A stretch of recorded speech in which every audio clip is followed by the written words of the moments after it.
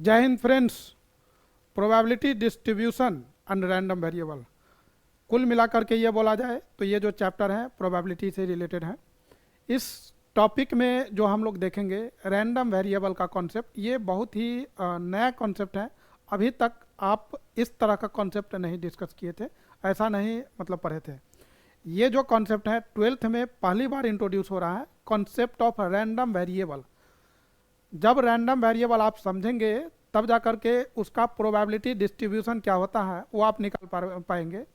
फिर उसका mean and variance, chapter का नाम यदि आप देखेंगे तो उसमें लिखा हुआ है mean variance of random variable, जबकि इसमें पढ़ना है probability distribution, mean and variance and standard deviation.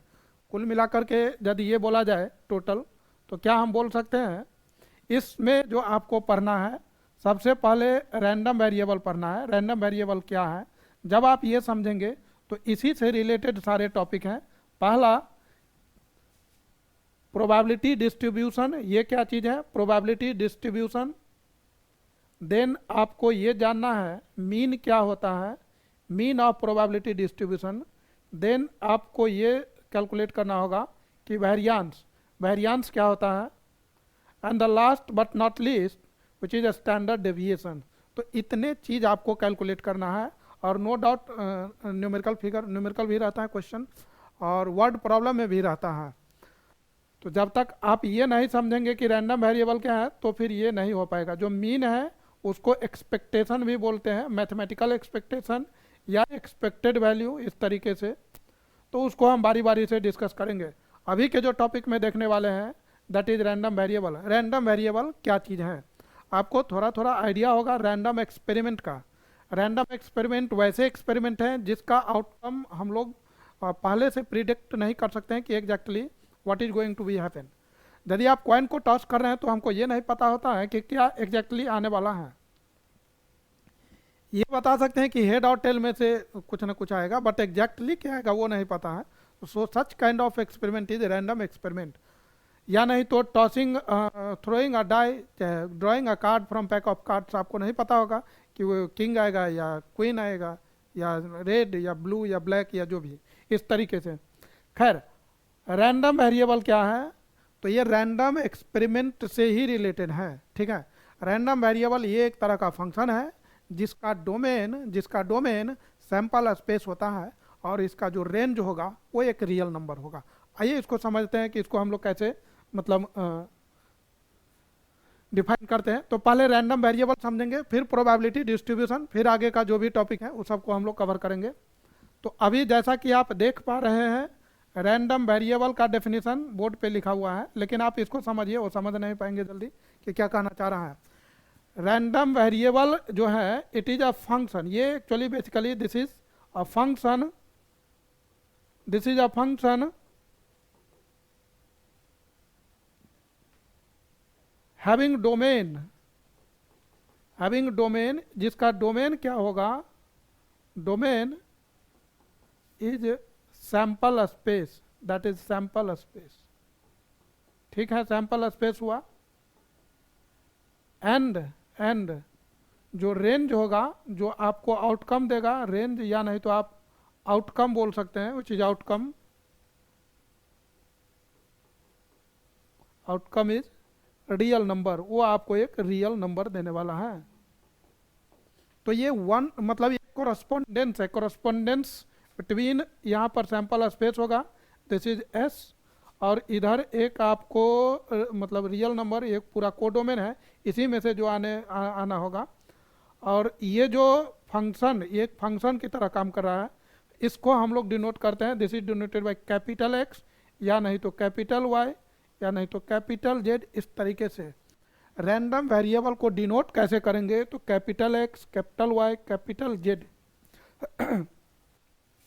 Sample space जो हम लोग लिखते हैं, कुछ भी सैंपल स्पेस लिखिए, जैसे आप क्या बोल सकते हैं, हम एक डाई के लिए बात किया जाए तो एक डाई के लिए क्या हो सकता है, 1 हो सकता है, 2 हो सकता है, 3 हो सकता है, 4 हो सकता है, 5 हो सकता है, 6 हो सकता है। तो when a die is thrown then the sample space is all the possible set of all possible outcome.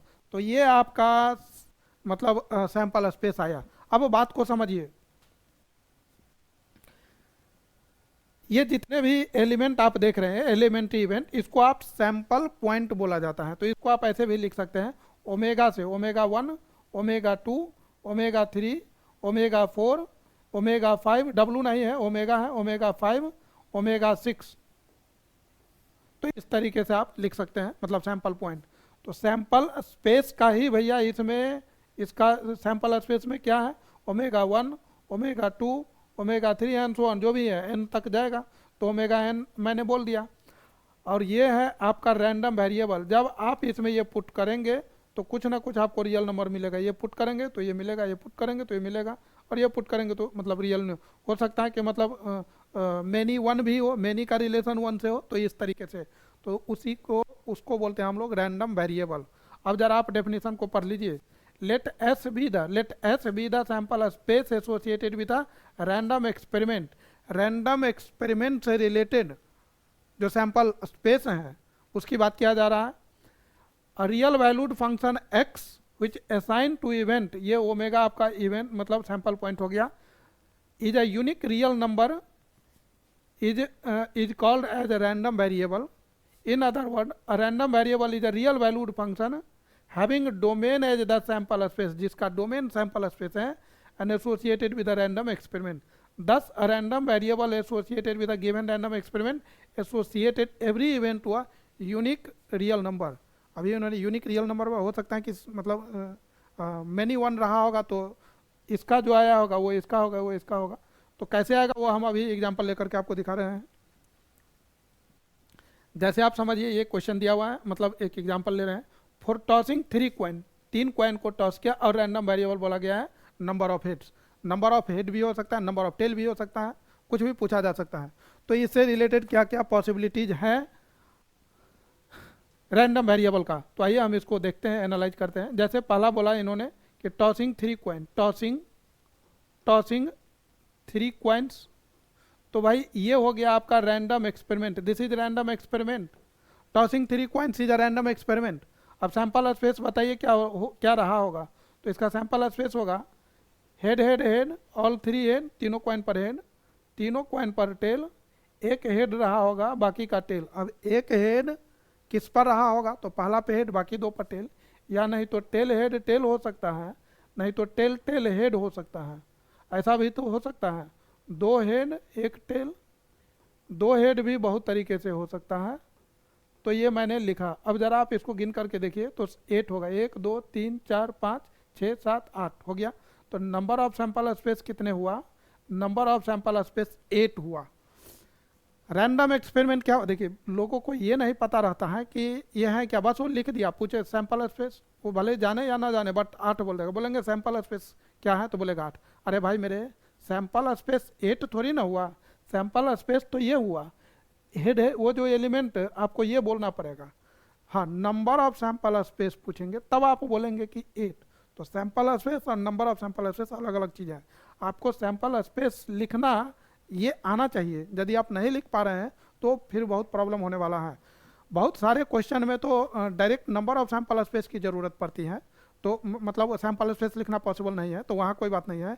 लेकिन बहुत सारे ऐसे क्वेश्चन होते हैं जहाँ पर सैंपल स्पेस लिखना बहुत ही एसेंशियल हो जाता है। यहाँ जो दिया हुआ है वो रैंडम वेरिएबल, रैंडम वेरिएबल को देखिए क्या दिया हुआ है। रैंडम वेरिएबल दिया हुआ है number of heads, so this is number of heads. Random variable को हम लोग x से डिनोट करते थे, तो इसको हम लोग x लिखेंगे।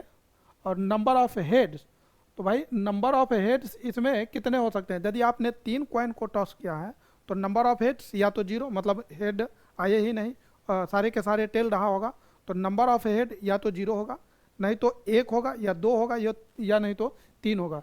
आइदर 0 1 2 3 आपको बताना है, आपको बताना था random variable for number of heads. तो नंबर ऑफ हेड्स कितने हो सकते हैं। यदि 3 कॉइन को हम लोग टॉस किए करेंगे तो या तो 0 हेड मिलेगा, 1 भी नहीं, 1 हेड मिल सकता है, 2 हेड मिल सकता है, 3 हेड मिल सकता है, तो ज़्यादा मैक्सिमम 3 हेड मिलेगा। तो x कंसिस्ट 0 1 2 3, ये जो वेरिएबल आप देख रहे हैं, ये जो नंबर देख रहे हैं, यही आपका रैंडम वेरिएबल है, this is only the random variable. ये बहुत काम का चीज़ है, इसी से रिलेटेड मतलब सारे क्वेश्चन है। कोई भी क्वेश्चन होगा रैंडम वेरिएबल से रिलेटेड तो आपको ये चीज़ आना चाहिए, ये नंबर अभी ये है, किसी और में कुछ और होगा, किसी और में कुछ और होगा, but this kind of number you need to write out, you need to write any at any cost.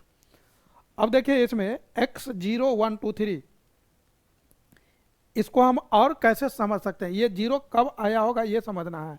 तो जीरो जीरो तब आएगा जब सब पर टेल रहा होगा। हम ये बोल सकते हैं कि x जब इसमें आप टेल टेल रखेंगे, टेल टेल रखेंगे तो आपको मिलने वाला है जीरो। जब आप x में हेड टेल टेल रखेंगे तो क्या मिलने वाला है, तो 1। x के अंदर यदि हम टेल हेड टेल रखें तो भी 1 मिलेगा, x के अंदर यदि हम टेल टेल हेड रखें तो भी 1 मिलेगा। ये एक फंक्शन की तरह काम कर रहा है। जैसे आपको पता होगा f(x) इक्वल टू कुछ, सपोज मैंने लिख दिया x स्क्वायर प्लस 1, तो आप यदि x के जगह कुछ पुट करिए तो जैसे f1 तो आपको मिलेगा 1 का स्क्वायर प्लस 1, आप 2 पुट किए तो f2 2 रखे तो 2 का स्क्वायर प्लस 2। तो ये एक तरह से फंक्शन है।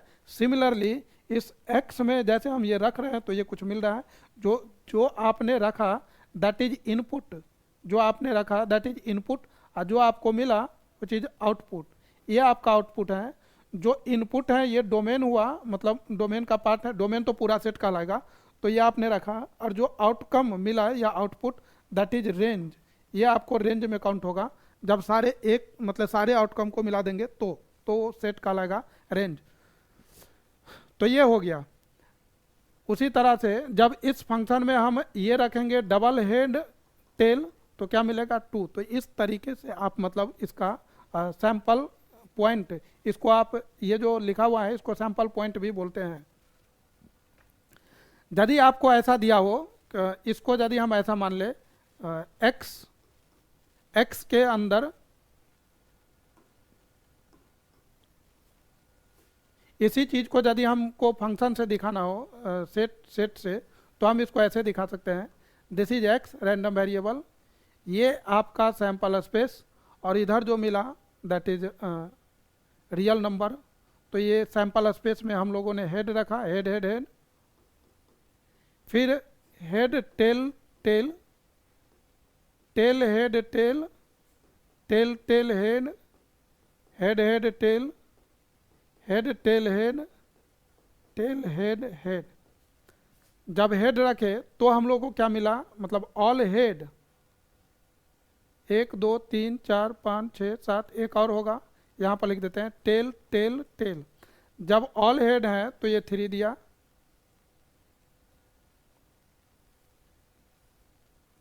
एक हेड तो ये 1 दिया, यह आपको 2 दिया था, और यहाँ पर आपको मिला था 0। तो इस तरीके से हमको मिला, मतलब x के अंदर क्या मिला, x में जो मिला वो 0 1 एंड दिस इज 2 एंड 3। तो 0 मिला, 1 मिला, 2 मिला, 3। तो ये हो गया आपका रैंडम वेरिएबल। इस तरीके से आप निकाल सकते हैं। अभी नंबर ऑफ हेड बोला, हो सकता है नंबर ऑफ टेल बोले।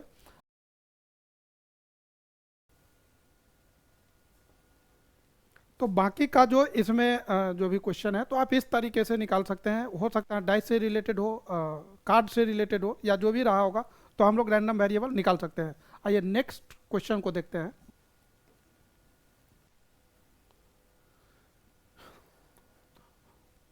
यहाँ y एक रैंडम वेरिएबल है, y is random variable, y is random variable, और y में जब आप सैंपल स्पेस का पॉइंट, सैंपल पॉइंट रखेंगे तो आपको आउटकम मिलेगा। आउटकम जो मिल रहा है उसको आप ध्यान से देखिए। आउटकम आपको 2 ही मिल रहा है, एक 1 या नहीं तो -1। 1 कब मिल रहा है, जब आप इसमें इवन नंबर रख रहे हैं। इवन नंबर के लिए रैंडम वेरिएबल का वैल्यू 1 है, और जब ऑड नंबर आ रहा है उस केस में रैंडम वेरिएबल का वैल्यू -1 है। तो देखिए हम इसको कैसे लिख सकते हैं। y में हम सैंपल स्पेस का पॉइंट रखेंगे यहाँ से। तो यहाँ से यदि हम इवन नंबर रखें, y के अंदर यदि हम इवन रखते हैं, इवन रखें तो ये 1 देगा, और y में यदि हम ऑड नंबर रखें तो ये हमको -1 देना है। कहने का मतलब y के अंदर यदि हम 1 रखें तो ये देगा -1, y के अंदर यदि हम 3 रखें तो भी -1, y के अंदर 5 रखें तो भी -1, y के अंदर यदि आप 2 रख रहे हैं तो ये 1 देगा। y मतलब रैंडम वेरिएबल एक फंक्शन है, इसमें यदि आप 4 रखिए तो ये आपको 1 देगा। 6 रख रहे हैं तो भी आपको 1 दे रहा है। कहने का मतलब यदि हम इसका सेट बनाए इस तरीके से तो आप ये बोल सकते हैं कि ये सैंपल स्पेस था जिसमें 1 था, इवन नंबर ऑड नंबर हम एक जगह रख देते हैं 1 3 5 2 4 6। जब आपने 1 रखा, 3 रखा, 5 रखा तो -1 दिया, जब 2 रखे, 4 रखे, 6 रखे तो आपको ये 1 दिया। और ये जो फंक्शन है दैट इज वाई, और इसी को हम लोग बोलते हैं रैंडम वेरिएबल। और ये जो नंबर आया है विच इज जो आउटकम है यहाँ पर आप देख सकते हैं, आउटकम इज रियल नंबर। और ये जो है दिस इज डोमेन, ये आप जो देख रहे हैं this is known as domain, ये सारे ये complete set this is domain. तो रैंडम वेरिएबल जब भी देगा आपको एक नंबर बताना है कि क्या नंबर आएगा, तो number associated with the random experiment, और इसका जो डोमेन है दैट इज सैंपल स्पेस।